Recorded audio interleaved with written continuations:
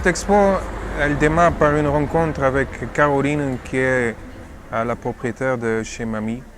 Et comme je lui parlais des mouvements artistes et qu'elle elle commençait son activité de chambre d'hôte, on s'est réunis autour d'une peinture qui est à la fois le titre de l'œuvre et à la fois le nom de la maison chez Mamie. C'était également un sujet brûlant parce que c'est un peintre de guerre, un monsieur qui voulait beaucoup de paix qui a réalisé ce tableau.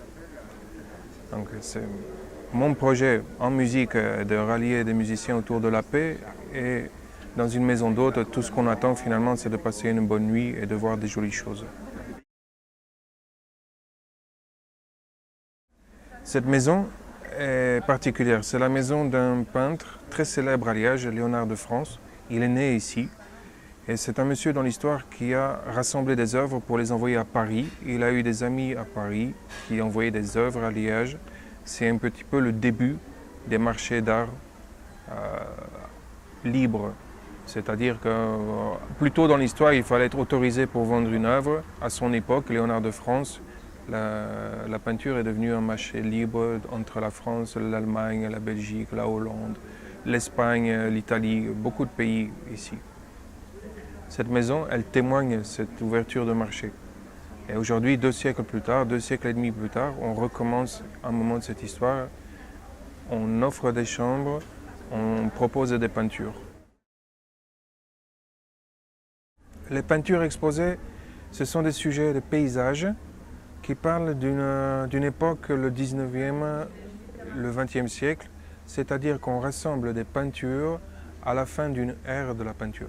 On s'assied, on réalise la nature pour parler d'une journée à contempler un paysage, un coucher de soleil, une rivière, une ferme, un métier ancien. À travers cette exposition, on découvre la peinture comme un métier ancien. On ne parle pas encore de l'art moderne, de l'art abstrait. On est vraiment à la fin d'une époque dite ancienne ou primaire. On fait encore des choses très simples, des traits et des gammes de couleurs très étroites. Donc c'est-à-dire qu'ici on a principalement de la peinture de paysage, excepté la grande peinture de chez Mamie qui est une peinture d'intérieur, mais qui a son sens avec le lieu. Et dans sa façon de traiter les choses, en fait, j'aimais bien l'opposition qu'elle avait avec le reste. C'est-à-dire qu'on a des peintures qui parlent d'espaces verts, de choses en extérieur, et puis on a cette Mamie qui tricote dans son coin. Mais chacune ont un lien, et elles relatent notamment la vie de campagne, la vie dans la nature. Et j'aimais bien cette transition-là, et puis parce que c'était une peinture de grande qualité et que c'était elle la principale de l'exposition. On a différents styles, différents moments, différentes longueurs d'œuvres. C'est-à-dire que l'aquarelle, le pastel, la gravure sont des œuvres réalisées en très peu de temps, alors que l'huile et le paysage sont des œuvres qui demandent au moins une journée ou des journées de préparation pour les couches de fond. Donc ce sont des œuvres autour d'un sujet, le paysage, qui ont une durée d'exécution très différente, très courte ou plus longue dans des jours.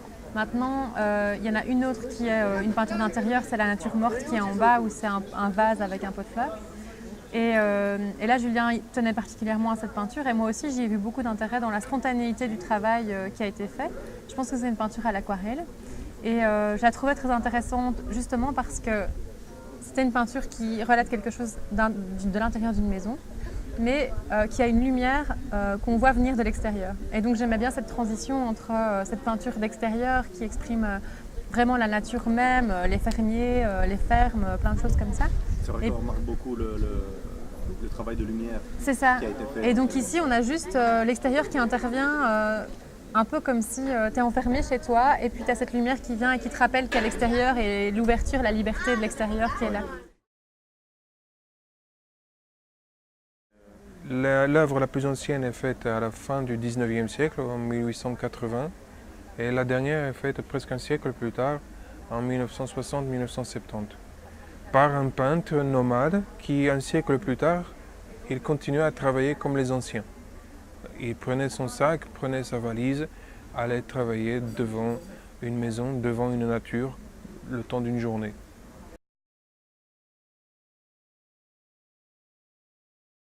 Léonard de Fon, c'est un peintre pittoresque et de scène.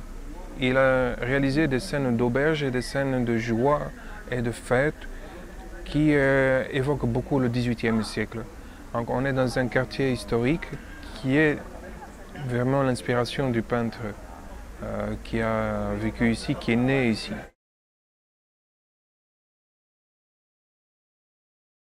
Mais maintenant, ce que je trouve intéressant ici en ville, c'est de pouvoir justement rappeler cette nature-là. En fait, moi, en vivant en ville, je me dis... avant, je n'étais pas très intéressée par la peinture de paysages, etc., de petits artistes du coin qui ont fait ça. Et là, j'ai vu un grand intérêt en les étudiant et en devant parler d'elles. Je me suis rendu compte à quel point c'était important. Parce qu'avoir une peinture comme ça chez soi, c'est aussi se rappeler de la nature qui est à l'extérieur. Et c'est un peu avoir un peu de verdure chez soi et de se dire... de se rappeler de 30 ou 40 ans plus tôt, de la manière de vivre que les personnes avaient, mais aussi oui, de se rappeler que la nature est présente autour de nous alors qu'on vit en ville, etc. Et je trouve ça important. Et je trouve que c'est une source importante pour le moment, que ce soit pour les enfants, les adolescents ou pour les adultes, c'est de pouvoir avoir ce lien avec la nature. Et là, je trouvais que c'était vraiment actuel finalement. Ces vieilles peintures de peintres villageois qui se sont amusés à faire des choses et qui ont expérimenté plein de techniques. Et là, ils viennent avoir beaucoup d'importance dans la vie actuelle de nos contemporains. C'est pouvoir ramener justement quelque chose de naturel, quoi.